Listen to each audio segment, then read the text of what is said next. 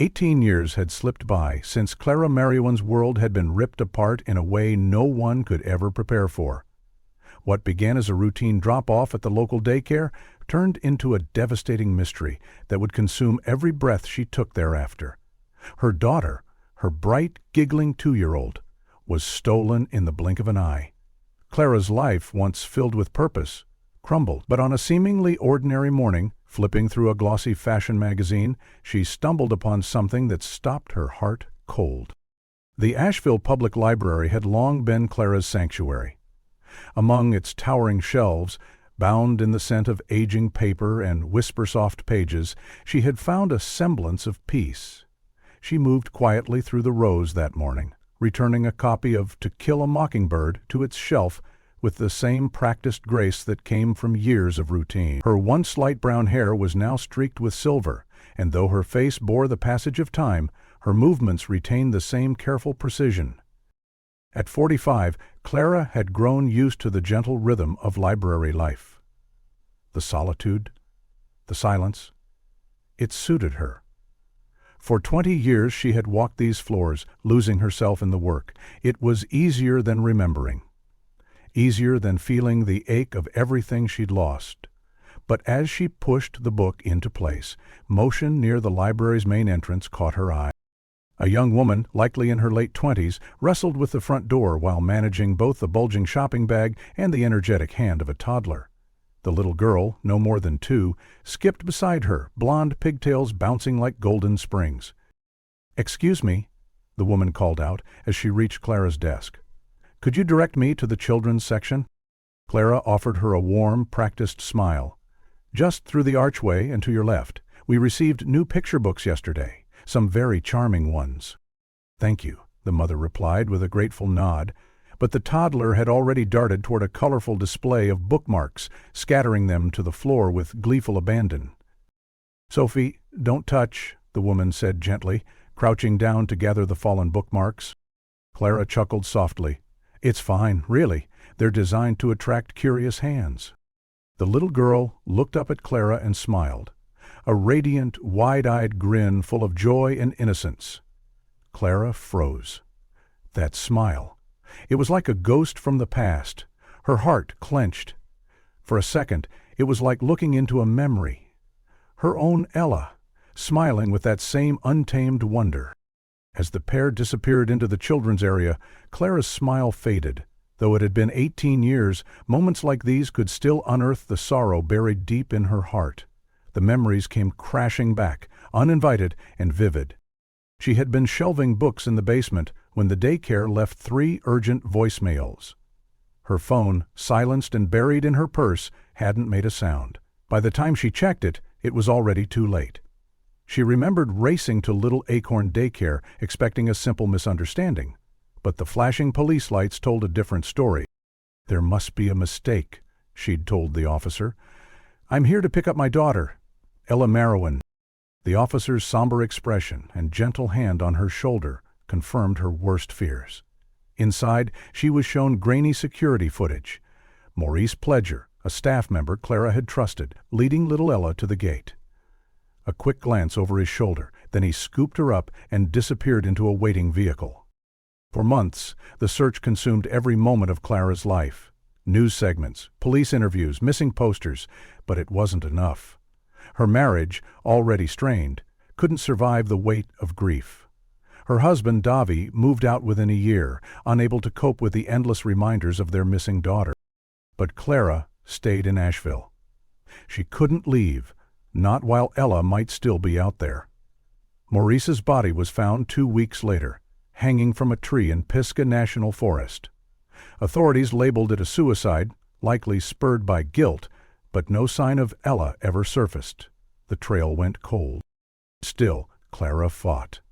She ensured Ella's distinctive birthmark, a lotus-shaped port wine stain under her left eye, was included in every missing child report, every media article, every weather-beaten flyer she stapled to telephone poles across town. But years passed. Hope dimmed. "Clara?" The voice pulled her back to the present.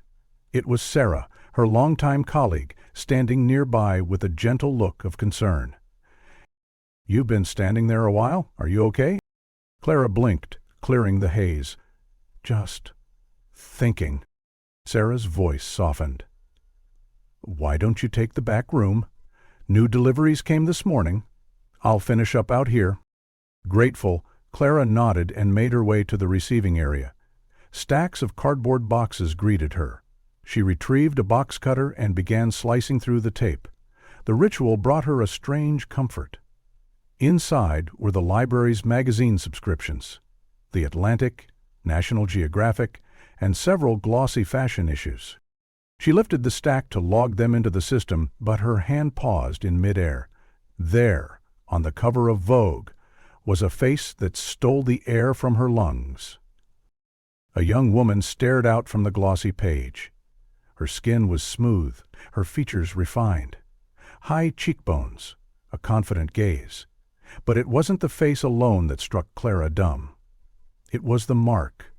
A soft, violet birthmark in the shape of a lotus blossom rested beneath her left eye. The backdrop was rustic, a sun-drenched farm, golden fields stretching to the horizon. The woman wore a red off-the-shoulder blouse, a patterned scarf tied over her hair, and faded denim jeans. The headline read, "The New Elegance." Clara's knees gave way. She clutched the desk with one hand, her other flying to her mouth as a broken sound escaped, somewhere between a sob and a gasp. Her vision blurred with tears. The childish roundness had faded, replaced by adult contours, but Clara would know those eyes anywhere. She had memorized that face, held it in her dreams. That was Ella. Her Ella.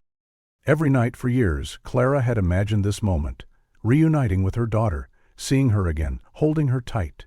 But she had never expected it to come like this, from the glossy pages of a fashion magazine. Her hands trembled as she pulled the issue free from the stack, clutching it like a lifeline. She traced the birthmark with her eyes, blinking back fresh tears. Was it really her? Could this be a coincidence? The logical part of her mind whispered doubts, but her heart screamed with certainty. There was no mistaking it. That was her child, alive, out there, somewhere. She sank into the chair behind the desk, the magazine still in her grasp. 1,000 questions stormed her thoughts. Where had she been all this time? Who had raised her? Did Ella even know she'd been taken? Was she happy? Her eyes scanned the magazine cover for clues, a name, a location, anything. But there was only a headline and the mysterious smile of the young woman staring boldly at the camera. Still, Clara had a direction now, a lead. It was more than she'd had in 18 long years. She would find her daughter, no matter how far she had to go, no matter what it cost her. She'd described it to police officers, sketch artists, and anyone willing to listen, the port wine birthmark beneath her daughter's eye, shaped like a lotus blossom. After nearly 2 decades of silence, leads that led nowhere, and a hope that had thinned to a fragile thread, Clara Merriwan now stared at the image of a young woman she was certain was her daughter.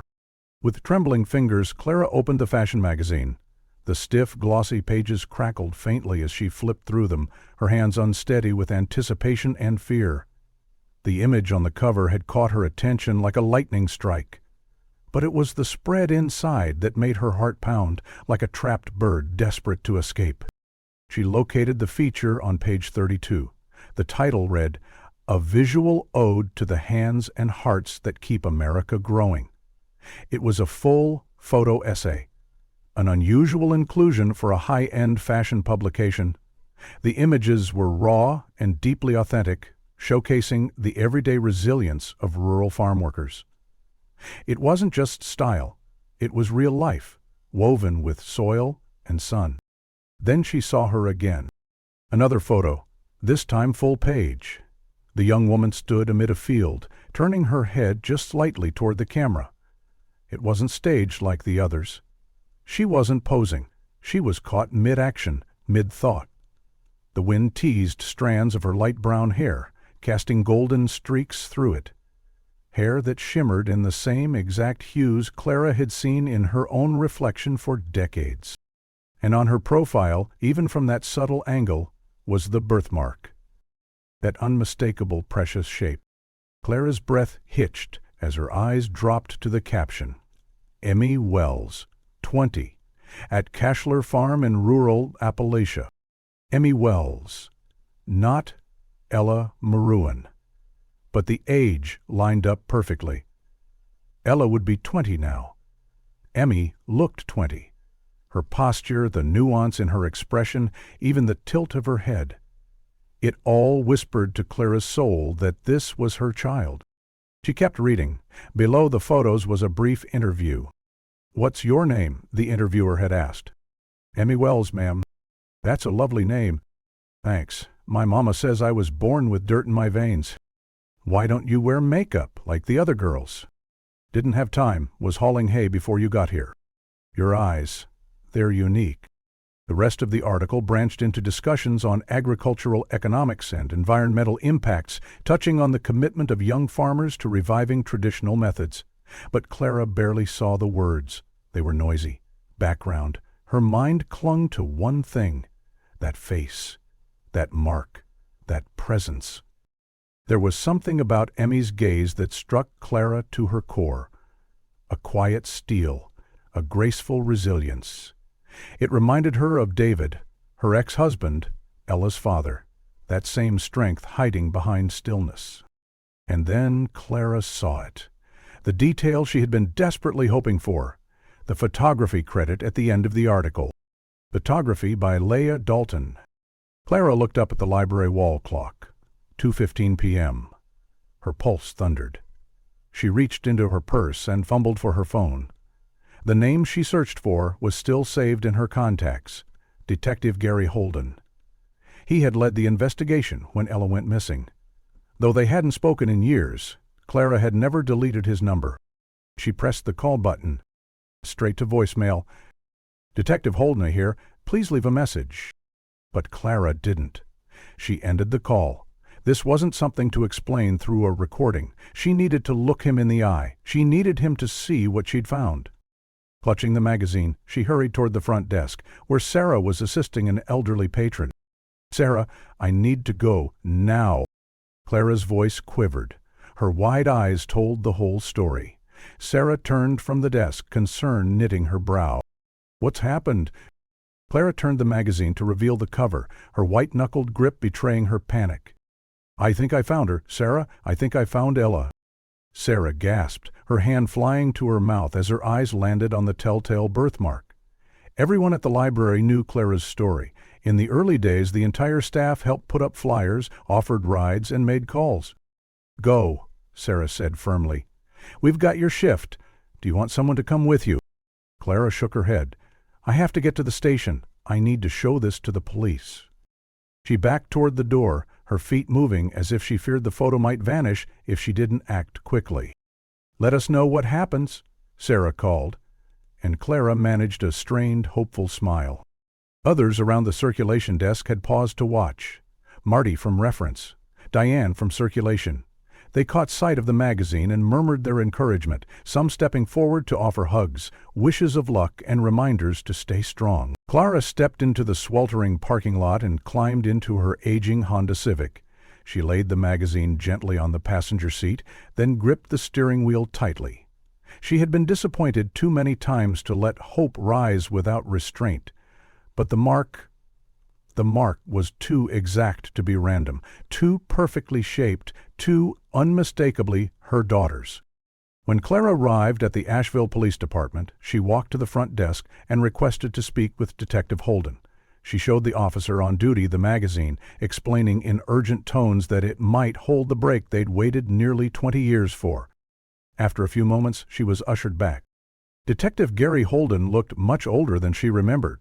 His hair had gone completely gray, and the lines on his face had deepened, but his eyes, kind and focused, hadn't changed. "Clara," he said, standing up from his desk, "it's been a long time." "I think I found something," she said, her voice steady despite the shaking in her limbs. She placed the magazine on his desk and opened it to the page. "I think this is Ella." Gary studied the image. He didn't say anything at first, flipping between the editorial photo and a folder of old pictures Clara had brought in years ago. There it was again, the lotus-shaped birthmark, The one thing no imposter, no coincidence, no hopeful imagination could falsely conjure up. It was real. It was her. Gary's brow furrowed as he leaned in closer to the image, then glanced back at the photo of little Ella from years ago. Those same eyes, the same cheekbones beneath the gentle structure of her face. And that mark! He exhaled slowly, tapping his fingers against the desktop, in a rhythm that Clara knew meant his mind was moving fast. "You kept all the old records?" she asked. He nodded. "Every single one. I never really let go of this case." That confession struck Clara with unexpected force. She sat across from him, staring not only at a lead, but at a rekindling of a long, cold investigation. They had something now, something real. "I'll start with the photographer," Gary said, grabbing his notepad. "If we can get a location on Leah Dalton, we may be able to find where she shot this spread. Rural Appalachia's Broadway voice. But Kessler Farm gives us a real place to start." Clara leaned forward, hands clasped in front of her as if in prayer. "You think it's really her?" He didn't answer immediately. He just met her eyes, and there was a flash of something in them, recognition, resolve, and an echo of the hope that had once burned so brightly in her own heart. "I think we're finally close, Clara, closer than we've ever been." She nodded slowly, still stunned by the speed with which the morning had transformed. A library shift turned into a lifeline, a magazine turned into a possible miracle. And in her chest, for the first time in years, a spark of something long buried began to flicker back to life: belief. The detective quickly contacted the fashion magazine agency to inquire about their recent publication and the photographer, Leah Dalton. He placed the call on speaker so Clara could listen in, her hands clenched tightly as she prepared herself for what they might hear. The woman who answered at the agency was enthusiastic, her voice upbeat as she confirmed the theme for this month's edition. "We focused on capturing life in traditional, rural communities," she explained. Ms. Dalton traveled across various parts of Appalachia and other countryside regions, photographing local families on working farms. Nothing staged, everything completely authentic. "She certainly has a talent for that," Detective Holden said diplomatically. "We're calling about one image in particular, the young woman on the cover. She's identified as Emmy Wells." "Oh, yes," the woman responded brightly. "She was a gem, not a professional model at all, just happened to be there at Kessler Farm. That birthmark made her look so unique, don't you think? A bit mysterious, even." Clara pressed a trembling hand to her mouth. Hearing someone talk about Ella's birthmark so casually, like it was simply an aesthetic feature, not the defining thread of a lifelong search, sent a fresh wave of emotion through her. Detective Holden continued, his tone calm but firm. "We'd like the exact location of that shoot. Where is Kessler Farm?" The woman explained that the farm didn't appear on most GPS systems. "It's about 10 miles north of another farmstead called Carter's Hill. The owners are John and Miriam Kessler. You'll find it if you take Route 9 and follow the gravel roads from there." "That's enough to reopen the case," Gary said, clicking off the speaker after thanking her. He turned to Clara. "I'll have a team ready within the hour. We're heading there immediately." Clara stood, the magazine still clutched to her chest. "I'm going with you." Gary hesitated. "Clara, I understand how important this is, but—" "No," she said, cutting him off. "I've waited 18 years. I'm not staying behind while someone else meets my daughter." He looked at her for a long moment, then nodded. "I'll make the arrangements. I have a court hearing this afternoon I can't miss, but I'll send my best team and join you tomorrow." Her disappointment flickered briefly, but she understood. The important thing now was getting to Emmy, getting to Ella. Gary placed a steadying hand on her shoulder. "Clara, even if this young woman is your daughter, she's lived another life. She might not remember you." Clara nodded slowly. "I know, but she's mine, and that's all that matters." True to his word, within 30 minutes, Clara was introduced to Officers Bennett and Martinez. Both men greeted her with professional warmth and explained the route they'd take. Clara made one request. "I'd like to drive my own car. I have some of Ella's belongings in the trunk." They exchanged glances, but gave their consent. Clara returned to her Honda Civic, its interior familiar and worn. In the trunk, beneath old blankets, were a few faded toys, a favorite stuffed rabbit, and a pink sweater with embroidered daisies, things she'd kept just in case. Her fingers lingered on the sweater before she closed the trunk and started the engine. She followed the police vehicle as it pulled away from the station, each turn of the wheels drawing her closer to something she'd dreamed of for almost 2 decades.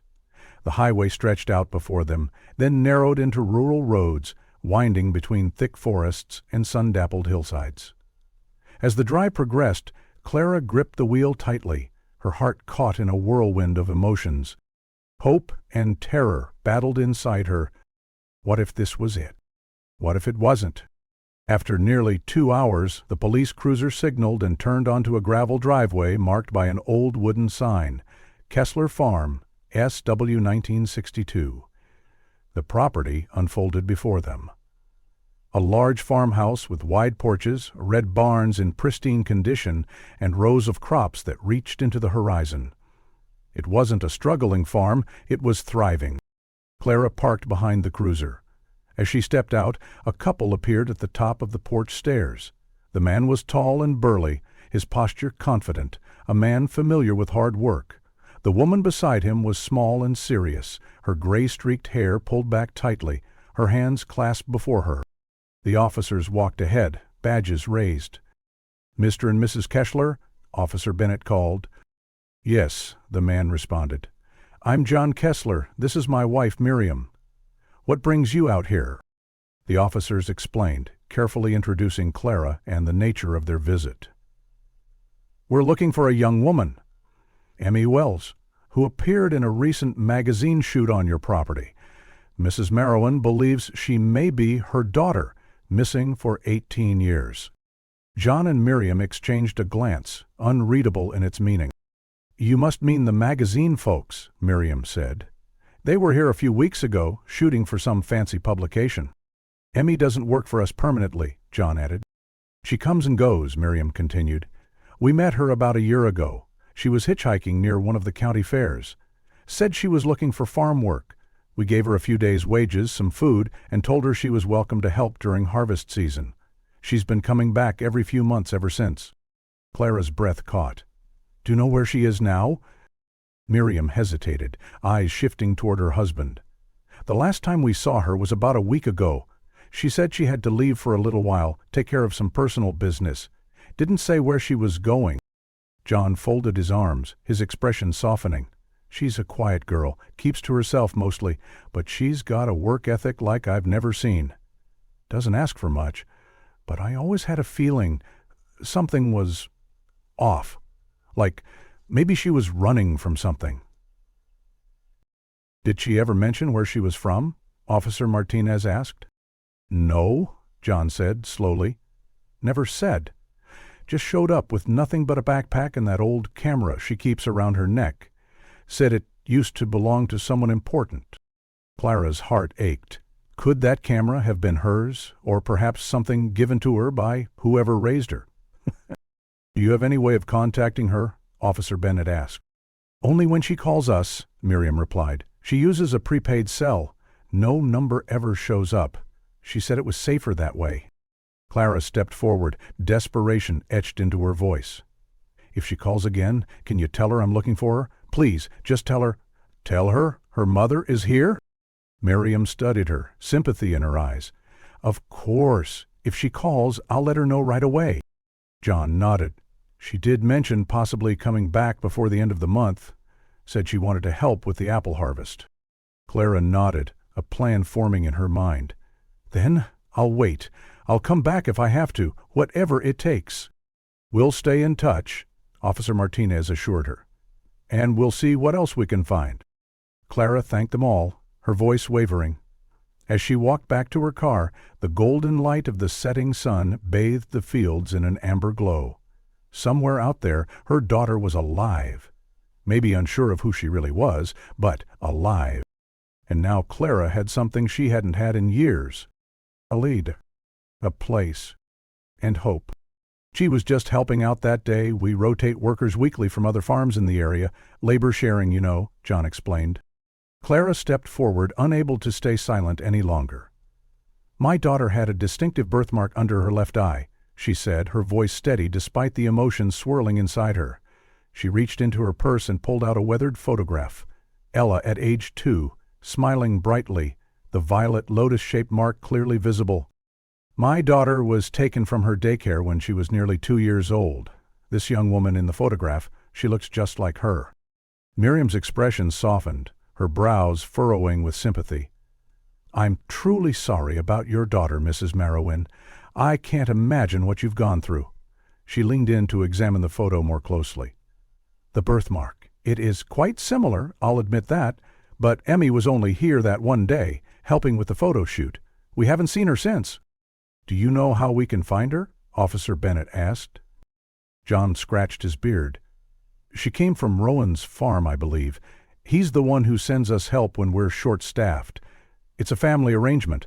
Been going on since my father's day." "Rowan," Clara repeated, clinging to the name. "Do you have his full name and address?" "Just Rowan," John said with a shrug. "Never knew his last name. I've got his number, though." He pulled a small notebook from his pocket and scribbled on a loose page before tearing it out and handing it over. "Can't say where his place is exactly. Never been there myself. Somewhere up in the mountains, isolated from what I hear." Officer Martinez accepted the note. "Thank you, Mr. Kessler. Would you mind if we looked around the property, just as a precaution?" The Kesslers exchanged a glance before John answered slowly, "I suppose that'd be fine. Not sure what you're expecting to find, but you're welcome to look." "Mrs. Merowyn, would you like to wait while we search the area?" Officer Bennett asked. Clara nodded, her throat tight. She watched the officers move toward the barn, then shifted her gaze back to the Kesslers. Something in their demeanor didn't sit right with her. Their words were polite, their tone measured, but it all felt too careful, too rehearsed. Miriam noticed her staring and offered a taut smile. "Would you like something to drink, Mrs. Maroon? Water or tea? It's a long drive from Asheville." "No, thank you," Clara replied, then paused. "When Emmy was here, did she ever talk about her childhood, her family?" "Not really," Miriam said. "She was reserved, kind, a hard worker, but she didn't share much about her past." "Farm kids usually don't," John added. "Raised with chores and strong backs, not much time for storytelling." 20 minutes later, Officers Bennett and Martinez returned. Their faces didn't reveal much. "Everything looks in order," Martinez said. "Thank you for your cooperation." They returned to the vehicles. Officer Bennett placed a call to their station, sharing the phone number John had provided and requesting any available information about Rowan. Clara listened closely as he relayed the details, then waited in tense silence as the dispatcher conducted a search. After a few minutes, Bennett hung up with a frown. "There's nothing on this number. It's not listed in any local databases, and there's no mobile carrier attached to it in any of the nearby counties." "So what does that mean?" Clara asked, her heart sinking. "If Rowan's living that deep in the mountains," Martinez said, "he might be out of range for typical cell service. We can try calling the number directly, though." He dialed. Clara watched his face as he waited, and then saw his shoulders drop. "No signal. Either it's the wrong number or he's somewhere very remote." Clara checked the time. It was nearly 4 o'clock. The sun was already beginning to lower in the sky, casting longer shadows. "What now?" she asked. Bennett sighed. "Without a clear location, we can't go driving blind into the mountains. It's too risky. We'll need to regroup in Asheville and come back with more information. Detective Holden should be available tomorrow. He may have additional leads or contacts." Clara wanted to object, to insist they keep going, but she knew they were right. Without a direction, they could lose valuable time and still find nothing. "All right," she said, "but I'm not going back to Asheville tonight. I'll find a motel nearby and stay. I want to be ready first thing in the morning." "That's reasonable," Martinez agreed. "We'll report in and coordinate with Holden." As they parted, Clara lingered in her car, watching the farmhouse in her rearview mirror. Something about the Kesslers still gnawed at her, an odd tension in their posture, a guardedness in their eyes. They'd been courteous, even helpful, but her gut told her there was more they hadn't said. Taking a deep breath, Clara started her engine and pulled away from the Kessler farm. She was closer than she'd been in 18 years. She could feel it. One more night wasn't going to stop her. As the countryside rolled past her windows in the dimming light, Clara's mind was a storm of questions and emotions. About 20 minutes later, she spotted a modest building ahead. Pine Ridge Motel, its neon sign flickering weakly. She pulled into the lot and parked in front of the office. Inside the motel office, the scent of pine-scented cleaner and aging carpet greeted her. A bell chimed overhead as Clara stepped inside. Behind the counter stood a middle-aged woman in thick glasses, her attention buried in a crossword puzzle until she looked up. "Evenin', need a room?" the woman asked. "Yes, please, just for one night," Clara replied, her voice quieter than she expected. "Plenty open," the woman said, flipping through a logbook. "Name?" "Clara Merowin." As she signed her name, she could feel the weight of the day in her shoulders. The tension, the restrained emotion, the steady adrenaline. It had been a marathon in stillness. The clerk handed over a brass key with a dangling wooden tag. "Room 7, around the back. The ice machine's broken, but the heater works." Clara nodded her thanks and returned to her car. Room 7 was just a few steps away. She parked and let herself in. The space was small but clean. A modest bed, a scuffed nightstand, a dresser with a mounted TV. She placed the magazine gently on the desk, then opened her suitcase and retrieved the photo of Ella again. She sat on the edge of the bed, staring at it. The resemblance between Ella and Emmy wasn't just close, it was haunting. The more she looked, the more she saw tiny details, the shape of the ears, the slight cleft in the chin, and of course the birthmark. It had to be her. And yet there were still so many unknowns. What had happened after the abduction? Who had raised her? Why was she living under a different name? The silence in the motel room was profound. Clara pulled the blanket around her shoulders and sat in the dim light, trying to think. She opened her phone, scrolling through contacts, looking for someone she hadn't spoken to in years. David. She hesitated. Would he even want to know? He had distanced himself so long ago, burying his grief in a new life, far from Asheville. But this wasn't just grief anymore. This was real. She tapped out a message. "David, I may have found Ella. I'll know more tomorrow. I thought you'd want to know." She stared at the screen before pressing send. No matter what he did with that information, she had done her part. Outside, the wind picked up. Leaves danced across the lot. Clara closed the curtains and crawled under the blanket, but sleep didn't come easily. Her mind kept replaying the day. The photo in the magazine, the road to the farm, the careful looks between the Kesslers. There was more to this. She could feel it in her bones, and she would uncover every secret, no matter how long it took. Clara stepped out of her car, stretching her stiff limbs after the long day of driving.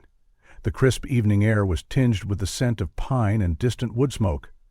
She made her way toward the motel office, a squat building with weathered siding and a flickering neon vacancy sign above the door.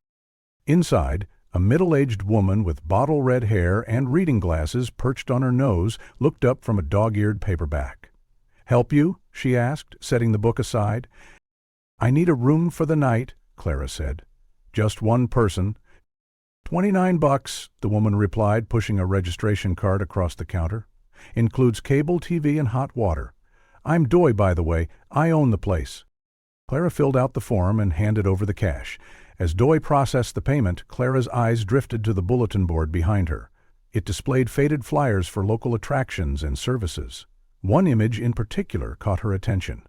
A rustic building wrapped in string lights, its wooden deck glowing warmly. "What's that place?" she asked, pointing. Doy turned to look. "That's Miller's Tavern. Popular spot around here. It's right across the road." She nodded toward the window, where Clara could see a larger, barn-like structure on the opposite side of the highway. "They've got good food, live music sometimes, comedy night tonight, I think. Usually draws a nice crowd." Clara accepted her room key, her mind already forming a plan. "Does it get busy? With locals, I mean?" "Sure does," Doy said. especially on event nights. Farmers, tradespeople, and all kinds gather there. It's about the only entertainment for 20 miles in any direction. Doy's eyes narrowed curiously. "You're not from around here, are you?" "No, I'm from Asheville," Clara replied. She hesitated, then pulled the Vogue magazine from her bag and turned it to the cover. "I'm actually looking for someone. Have you ever seen this young woman? She might go by the name Emmy Wells." Doy leaned forward, squinting at the image. "Can't say I have. Pretty girl, though. That birthmark under her eye makes her stand out." Clara's heart sank just a little. "What about a man named Rowan? Owns a farm somewhere in the mountains." "I think I've heard the name," Doy said slowly, "but I couldn't say for sure. There are a lot of farmers around here, and not everyone comes through often. But, like I said, the tavern gets most of the locals. If you're looking for info, that's your best bet." "Thanks," Clara said, slipping the magazine back into her bag. "Room number 7, Doy said, handing over a key with a plastic tag. "End of the row, next to the ice machine. Check-out's at 11. Clara nodded and made her way to her room. After a quick shower to rinse away the stress of the day, she changed into something casual but tidy. The clock on her phone told her it was almost showtime at the tavern. If there was even a slim chance of learning more about Rowan or Emmy, she wasn't going to miss it. Miller's Tavern was exactly what Clara had pictured, rustic charm with a heavy dose of local flavor. The walls were clad in knotty pine, adorned with vintage farming tools, taxidermy, and faded photographs. The air was thick with the scent of fried food, beer, and the lingering trace of old cigarette smoke. Though it was a weeknight, the place buzzed with energy. A small stage at the far end featured a bearded young man in a flannel shirt, delivering punchlines to a laughing crowd. Clara maneuvered her way to the bar and found an empty stool. Most patrons were focused on the stage, while others gathered in clusters at mismatched tables, deep in conversation. Behind the bar, a young man with dark hair pulled back into a short ponytail turned toward her. "What can I get you?" he asked, offering a welcoming smile. "Just a club soda, please," Clara said. He nodded, filled a glass with ice and soda, and slid it over. "First time at Miller's?" Clara nodded. "That obvious?" He chuckled. "Small town. I know most faces that come through that door." He extended his hand. "I'm Bran. Pleasure to meet you. This place is technically my dad's, but I run it most nights." The name struck Clara like a bolt of electricity. Pledger. Maurice Pledger. The man who had abducted Ella. But it couldn't be. Bran was too young. Maurice had been in his 30s at the time. This young man couldn't be more than 25. "Clara," she replied cautiously, shaking his head. "Clara Marowin." "Well, Clara Marowin," Brant said, leaning slightly against the bar. "What brings you to our little corner of nowhere? Not many tourists this time of year." Clara took a sip of her drink, weighing her words. "I'm looking for someone." "Yeah?" Brand lifted an eyebrow. "Anyone I might know?" Clara glanced around, then decided to be honest. "My daughter. She was taken from her daycare 18 years ago. She was almost 2 at the time." Brand's smile faded. Wow. I'm really sorry to hear that." "I think I might have a lead," she said, instinctively reaching into her bag for the magazine, only to realize she'd left it in her car. "Ah, this brain of mine. I left it outside." Bran offered a sympathetic look. "If you show me later, maybe I can ask around. People talk in here, especially after a drink or two." Clara nodded gratefully. "That would mean a lot. I'm following a thread, trying to find someone named Rowan who might know something." Bran's brow furrowed. "Rowan. That's a name I've heard, but only once or twice. Folks say he's up near Hollow Ridge, pretty isolated place." "You've heard of Hollow Ridge?" "Sure, it's deep up in the mountains, not easy to get to. Roads are rough and there's no cell service. People who live out there tend to want to stay hidden." Clara's heart quickened. "Would you be willing to help me find it? Even just point me in the right direction?" Bran glanced around, thoughtful. "I get off around noon tomorrow. I could ride with you for a bit, at least far enough to make sure you're on the right track." Clara placed a hand over his. "Thank you, truly."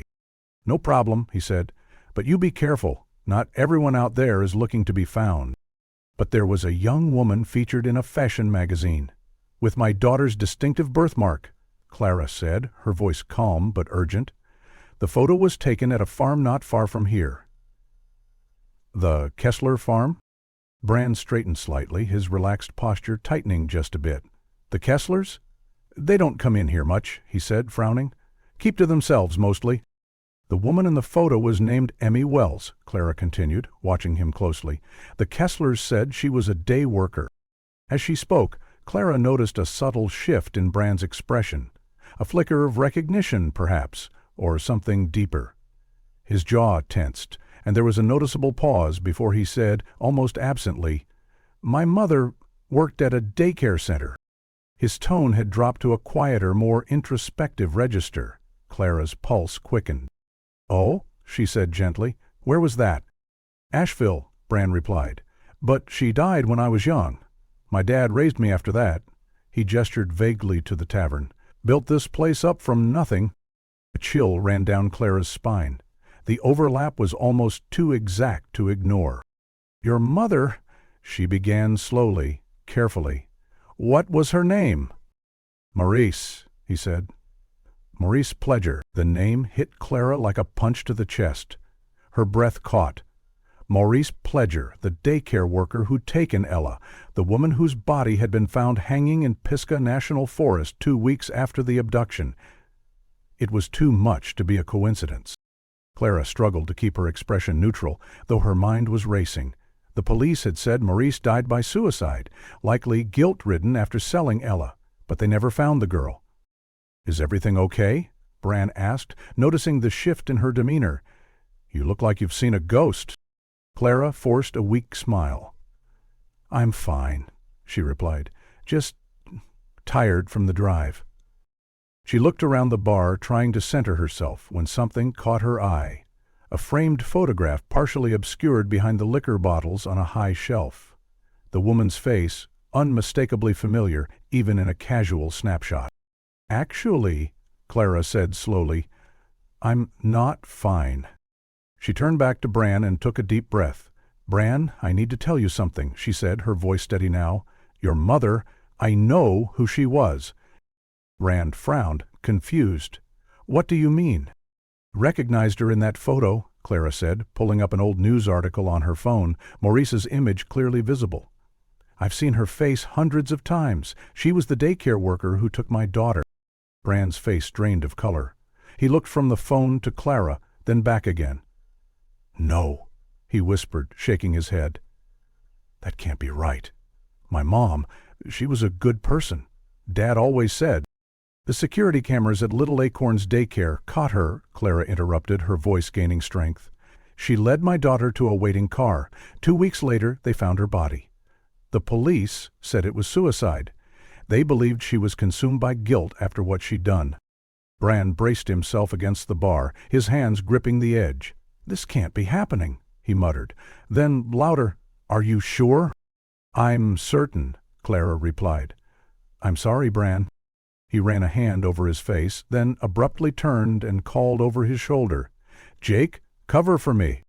Without waiting for a response, he motioned for Clara to follow him. They moved to a quiet corner booth, the tavern noise fading into the background. Once seated, Brand leaned in. "My dad told me Mom died because of debt collectors," he said. "She said she paid off someone he owed money to, but the guy killed her anyway, hung her from a tree." Clara's breath hitched. The official report had said suicide, but rumors always lingered. Unanswered questions. Whispers of something darker. "Did your father ever mention a child?" Clara asked. "Anything about what happened to her?" Brand shook his head. "No, never. I was only 5 when she died. He never talked about her, said it was too painful." His eyes widened. "You think my mom took your daughter to pay off my dad's debt, and then "That's what the police theorized," Clara said quietly. "But without proof, it went cold. We never found Ella." Brand was silent, processing the weight of it all. After a moment, he looked up. "I'm so sorry for what my family did to yours. I had no idea. Clara nodded, her voice soft. Thank you. But now you think your daughter might be here? Brand continued. This Emmy person. Yes, Clara said. The birthmark, it's identical, and she's the right age. Brand leaned back, murmuring almost to himself, Rowan. He suddenly sat up straighter. Rowan is my father's name, he said. Clara stared at him in shock. Your father is Rowan Pledger? Brand nodded slowly. Yeah, and I'd recognize his phone number anywhere. But the one the Kesslers gave the police, it's his old number. He pulled out his phone and showed her the contact listed simply as Dad. The number didn't match the one Kessler had written down. The Kesslers lied, Clara whispered. They said they didn't know where Rowan lived, that he was somewhere in the mountains. He doesn't live at the tavern, Bran explained. He has a small farm about 20 minutes from here. It's nothing like the Kessler operation, just a few animals, a garden, enough to get by. He hesitated. I don't see him much these days. Since what? Clara asked gently. Bran sighed. Since I found out about his gambling. The tavern does well, but Dad always had problems. Cards, dice, anything he could bet on. I try to keep my distance, focus on doing right by this place. He looked at her again, eyes suddenly filled with resolve. But I think it's time I paid him a visit. And I think you should come with me. Clara felt a wave of cautious hope stirring beneath her ribs. You'd really do that? Even after everything I just told you about your mother? Bran's jaw was set with quiet resolve. Especially because of that, he replied firmly. If my family had anything to do with what happened to your daughter, I have a responsibility to help make it right. He glanced at the worn watch strapped to his wrist. It's not that late. We could go now. Now? Clara echoed, startled by the immediacy of his offer. The idea that after 18 years of stalled leads and heartbreak, answers might be minutes away made her pulse quicken with nerves.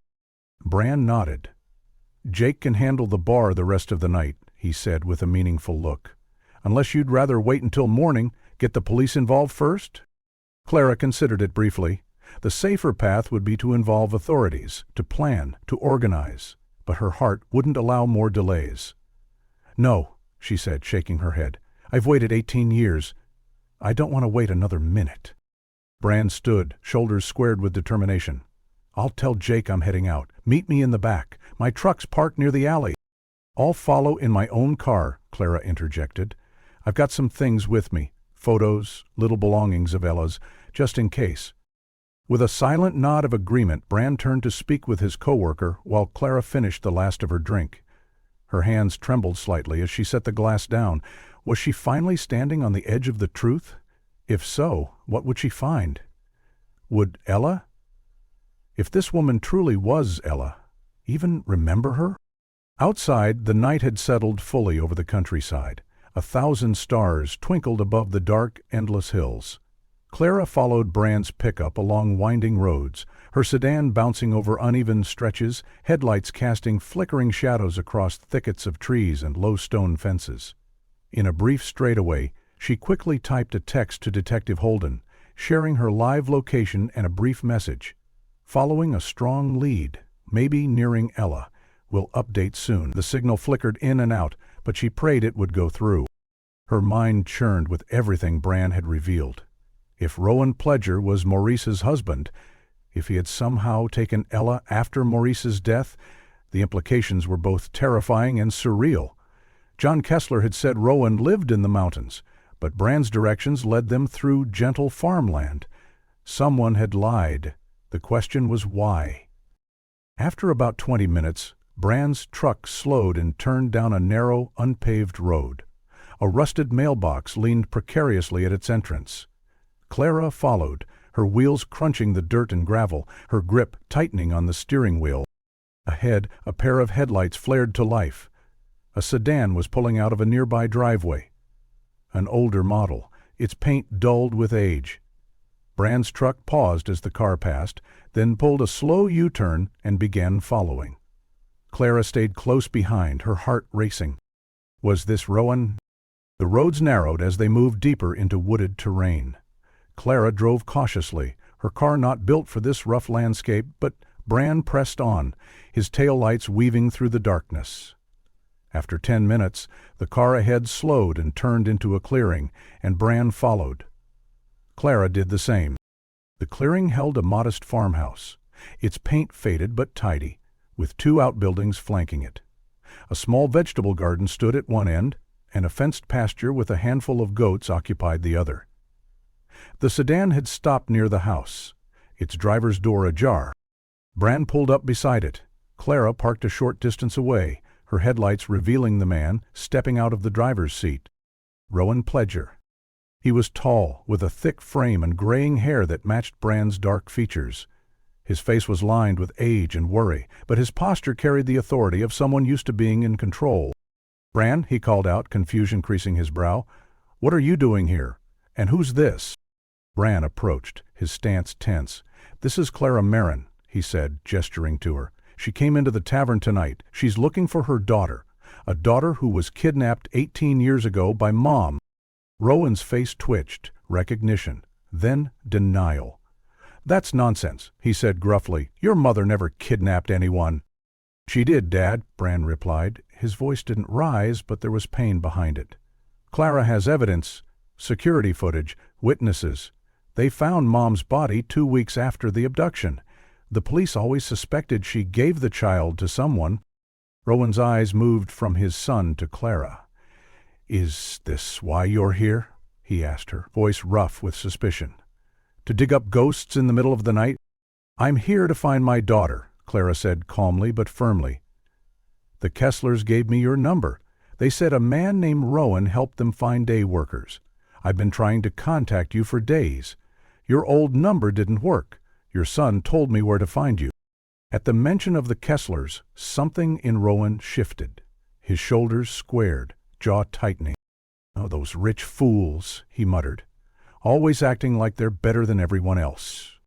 "But they knew your name," Clara said, "and they lied about where you lived, said it was somewhere in the mountains. But you're here, 20 minutes away." Rowan opened his mouth to respond, but before he could, the farmhouse door creaked open. A young woman stepped onto the porch, her silhouette framed by the yellow light spilling from inside. "Rowan," she called out, "what's going on out there? Why didn't you come inside?" Clara froze. The voice was older than the one that lived in her memories, but it rang through her like a bell, familiar and foreign at once. The young woman stepped forward, her figure illuminated in full now.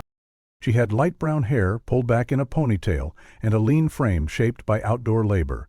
Her eyes were large, intelligent, and wary as they scanned the group outside. But it was the mark, the distinct violet birthmark over her left eye, shaped unmistakably like a lotus blossom, that brought tears to Clara's eyes. She stepped forward slowly, her voice cracking. "Oh." The young woman looked puzzled. "What did you just call me?" "Ella," Claire repeated. "Ella Rose Merrin. I'm your mother." The clearing fell silent. The girl blinked. "My name is Emmy," she said, confused. "No," Clara said softly. "That's what they told you. But your real name is Ella. I lost you when you were almost 2. Bran stood in stunned silence, watching the moment unfold. "Rowan," the young woman turned to the man she had always known as a father. Is that true?" Rowan looked stricken. He didn't answer right away. "It's time to tell her the truth," Bran said quietly. "All of it." The voice drifted from the porch, soft and unmistakably female, young, curious, and slightly concerned. Clara couldn't see her clearly in the shadowed light, but the silhouette alone was enough to send a jolt through her chest. Tall and slender, with hair cascading over her shoulders, the young woman stood like an echo from the past. Every instinct in Clara screamed recognition, even before her eyes could confirm it. Roland quickly stepped forward, blocking the view of the porch. "Nothing to worry about," he called out, his tone forced and too casual. "Just some unexpected visitors." "Go back inside," he added firmly. "I'll be there in a minute." But the figure hesitated, remaining rooted on the porch. She clearly wasn't satisfied with that explanation. Clara Era took a small step forward, her voice barely a whisper. "Is that Emmy? Emmy Wells?" Rowan's expression shifted sharply, his voice rising in alarm. "You need to leave, both of you, now." Bran squared his shoulders, his eyes locked on his father. "Dad, what's going on? Who is she? Why are people saying you're involved with day workers from the Kesslers' farm? What's happening?"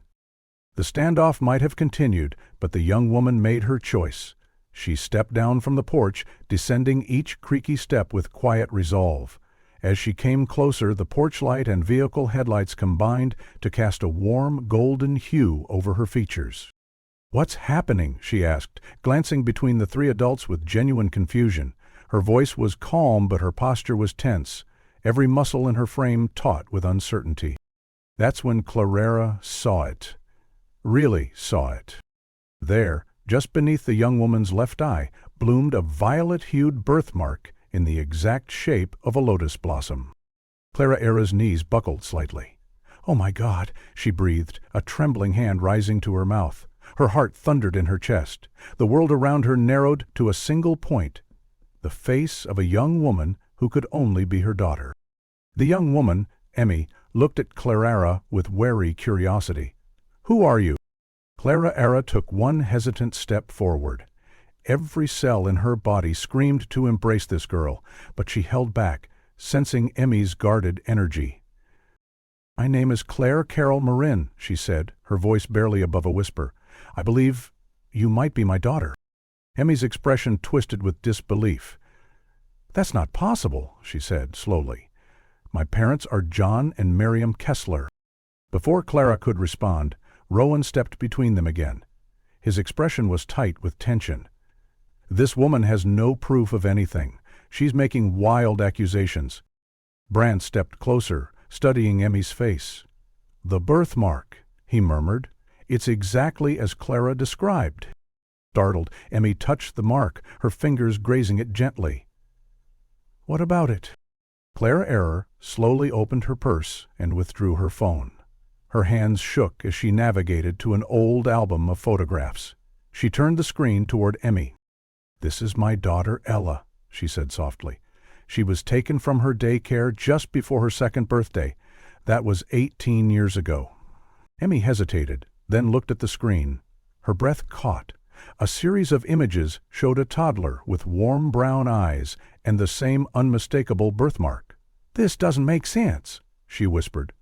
"I've always lived on the farm. John and Miriam, they raised me." Rowan scoffed. "This is ridiculous. Emmy, go back inside. I need to talk to these people." "No," Emmy interrupted, her attention glued to the photos. She began swiping through them, taking in each one.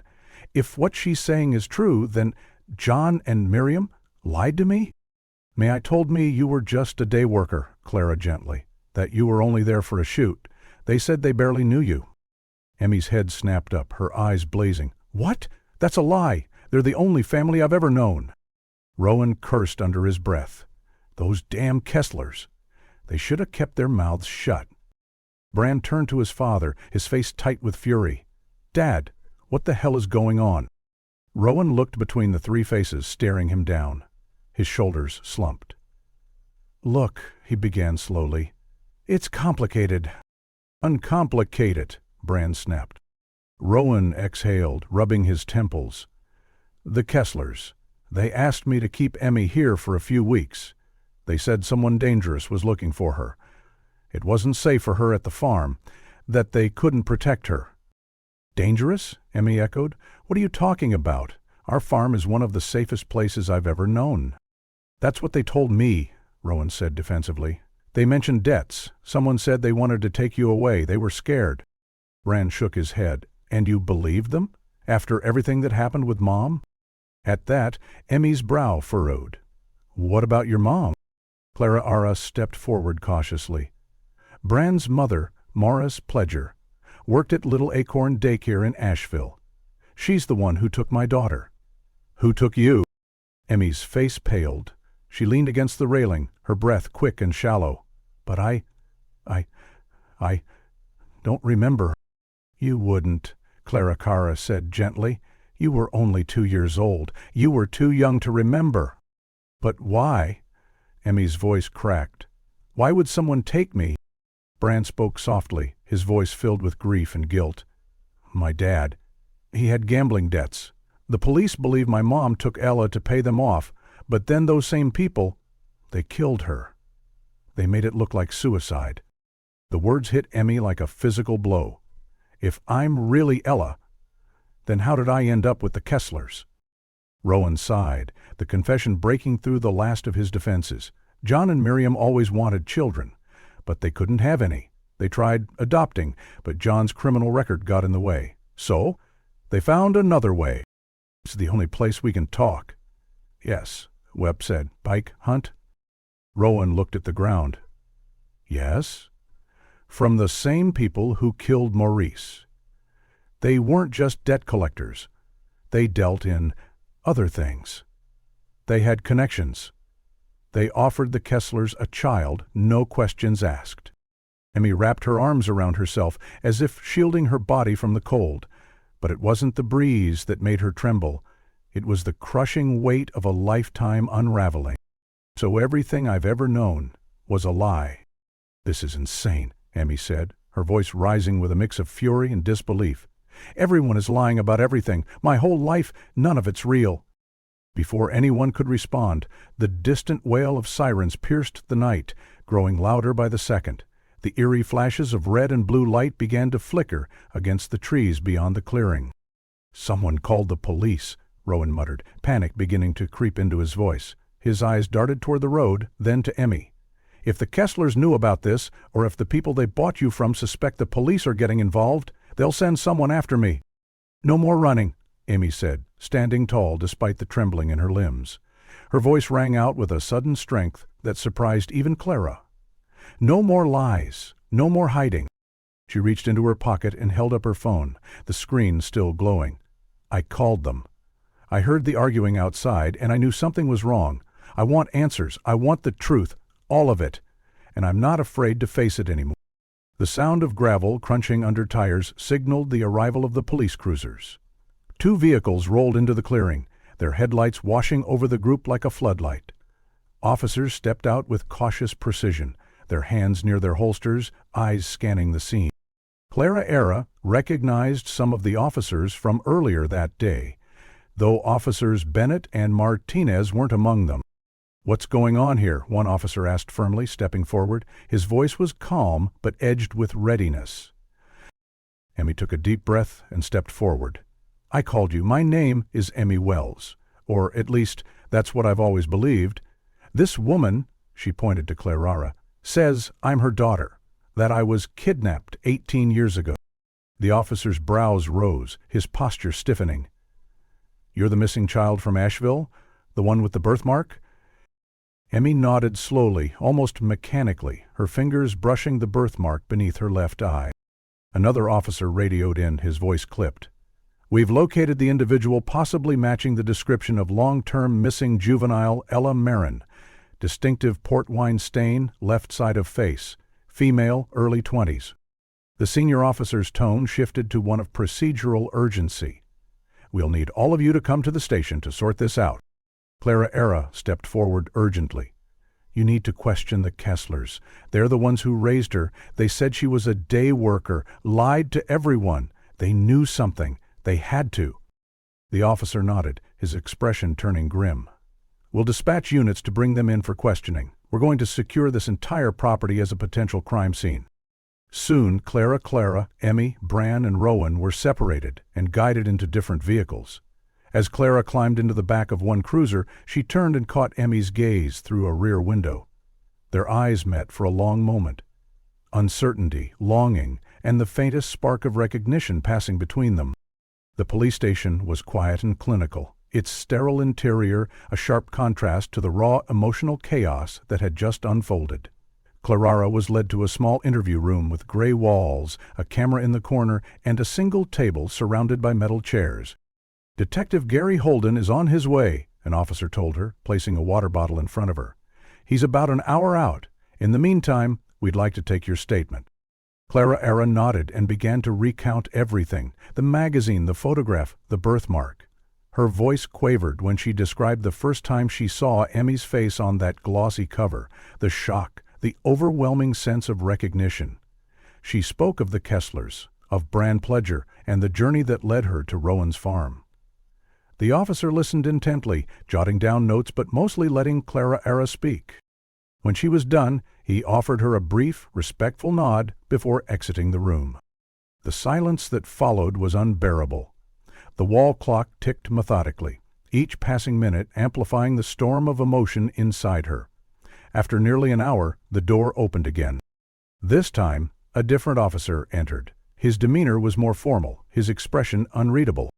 "Mrs. Maroon," he said, taking a seat across from her, "we've conducted preliminary interviews with the parties involved, and I wanted to update you personally."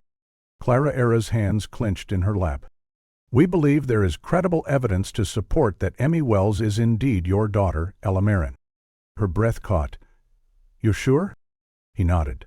"The Kesslers admitted they acquired a baby through a third party 18 years ago. They were told the child was being given up by a mother who couldn't care for her, but they also admitted they didn't try to verify the story. They were desperate and willing to believe what they were told." "Them I knew," Clara Era said, a bitter edge in her voice. "Even if they didn't say it out loud, they knew. They've also confirmed they isolated Emmy Ella on their property. No school outside the home, no public records, no exposure to anyone who might question her origins. Demai stole her entire life." The officer nodded. "They'll be facing charges. And Rowan Pledger, he's cooperating. He's naming others involved in the trafficking ring his wife was part of. We're checking his claims. Depending on what we uncover, he'll likely face charges too, possibly reduced if his cooperation is significant." Clara Era hesitated. "And Maurice Pledger's death?" "We're reopening that case," he said. "Mr. Pledger claims she was murdered by the same group that orchestrated the abduction. We'll look into it thoroughly." "And Ella?" Clarissa asked softly. "What happens to her now?" "She's an adult. Legally, she can make her own choices, but she's expressed interest in speaking with you." Hope stirred in Clara Aura's chest again. "Can I see her now?" "She's still giving her statement, but yes, when she's done." The officer stood, nodding gently before turning to leave. Clara Era remained seated, the silence around her now charged with anticipation. The years of waiting, of aching, of praying, it had all led to this. She didn't know what would happen next, whether Ella Emmy would accept her, whether she'd even want to. But the door to possibility had opened, and for the first time in nearly 2 decades, Clara could breathe. A knock interrupted the stillness. The door opened again, and in stepped a figure she hadn't seen in years. Detective Gary Holden, the man who had led the search all those years ago. "Clara Era," he said warmly, closing the door behind him. "It's good to see you again, though I wish it were under different circumstances." She stood, eyes brimming with emotion. "Thank you for coming." "I wouldn't miss this for the world," he replied, placing a worn folder on the table. "I just reviewed everything. It's real. This is happening." She nodded, unable to speak for a moment. "She wants to see you," he said gently. "When you're ready."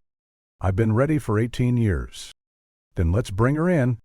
A paper cup of lukewarm coffee sat nestled between Clara Era's hands, more a source of comfort than of warmth. The institutional lighting in the police station cast unforgiving shadows on the scuffed floor and outdated furniture, but none of it mattered to her. She saw only the hallway door, the threshold that would carry 18 years of pain, longing, and unanswered prayers back into her life.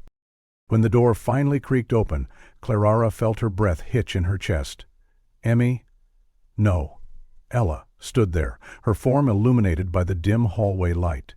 Though fatigue weighed down her features, she held her shoulders straight and her chin high. There was hesitation in her steps, but her movements were deliberate as she walked across the room and took the seat beside Clara. For a long time, neither woman said a word. The silence between them echoed with all the birthdays missed, lullabies left unsung, and milestones celebrated in separate worlds. Then, in a voice both resolute and subdued, Emmy finally spoke. "I never thought I'd be in a police station at midnight learning that my entire life has been a lie." The heaviness of her words was tempered by the calm in her tone. Clara reached out instinctively, then pulled her hand back just short of touching. "I never thought I'd find you," she replied, her voice barely more than a whisper. "After all these years, I'd started to believe I never would." Emmy turned her head slowly, eyes scanning Clara's face. There was something searching, perhaps comparing her features to a mirrorless memory. "They're charging John and Miriam with kidnapping, falsifying identity documents, and obstruction of justice," she said. "I'm sorry." Clara's voice was gentle. "I know they raised you, cared for you. That makes this complicated." "They did," Emmy admitted. "But they also controlled everything.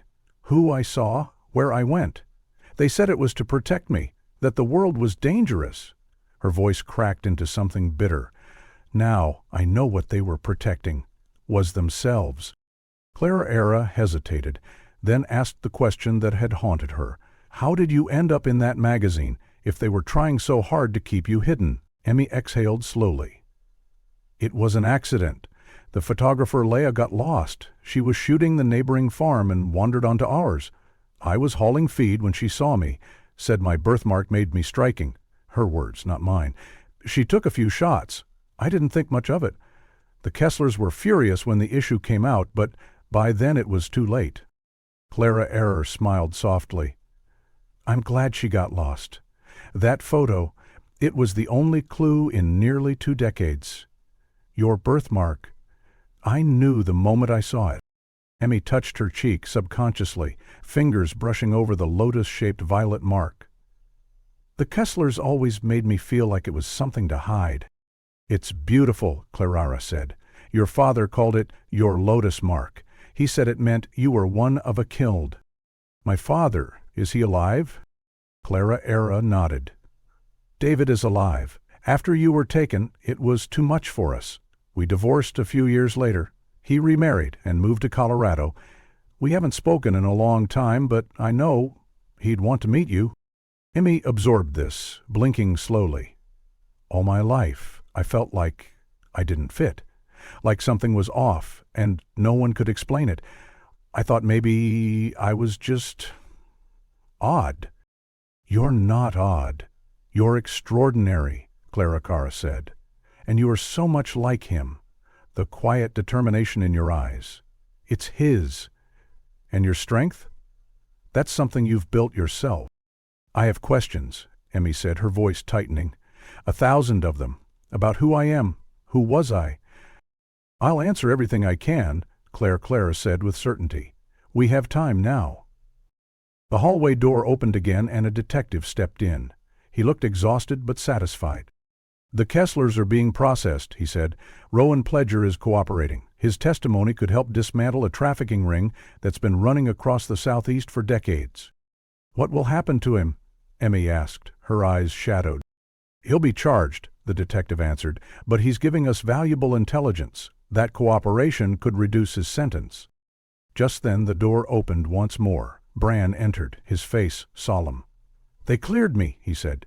"Said I wasn't part of it." He turned to Emmy, his tone raw.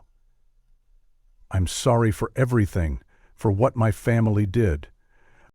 Emmy nodded. "It's not your fault. You were a child. You didn't know." Bran looked at Clara. "It's strange.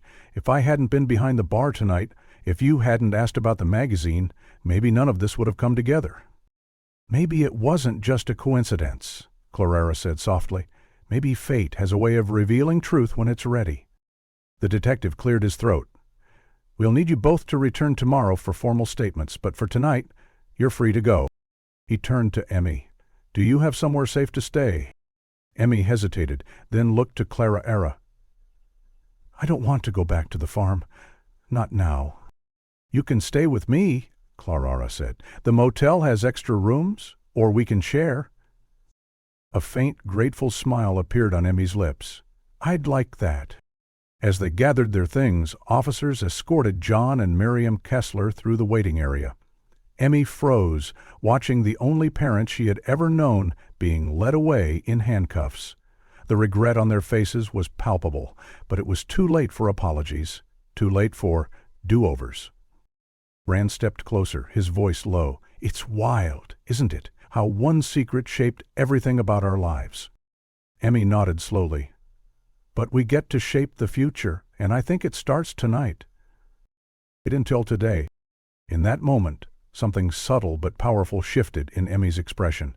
An unspoken thawing of distance, a tentative opening of the heart. It wasn't a full understanding, not yet, but it was something close to acceptance, maybe even the first fragile thread of trust, gossamer thin, yet shining with possibility. Her eyes, still rimmed with the heaviness of confusion, softened ever so slightly. Clara Ara saw it, felt it, and held her breath as if not to startle it away. With deep care, she reached out and gently squeezed her daughter's hand, her daughter, after all this time. "We have time now," Clara whispered, her voice a promise more than a statement, "to figure it all out, piece by piece. No rush, no pressure, just us." She paused, her eyes asking a quiet question. "May I hug you?" Emmy didn't speak, but slowly opened her arms, an invitation that spoke volumes. Clara Ara moved forward and enveloped her child, not the baby she'd once rocked to sleep, not the toddler with a giggling smile and a violet birthmark, but the woman she had become. Emmy, grown strong in a world full of shadows. Emmy, who had found her way back through a labyrinth of deception. The embrace was gentle yet grounding, like a bridge finally connecting two distant shores. They weren't just holding each other. They were holding all the lost years, the pain, the longing, and most of all, the hope. Whatever challenges lay ahead, they would face them, together. The curtain was rising on a second act neither of them had dared dream.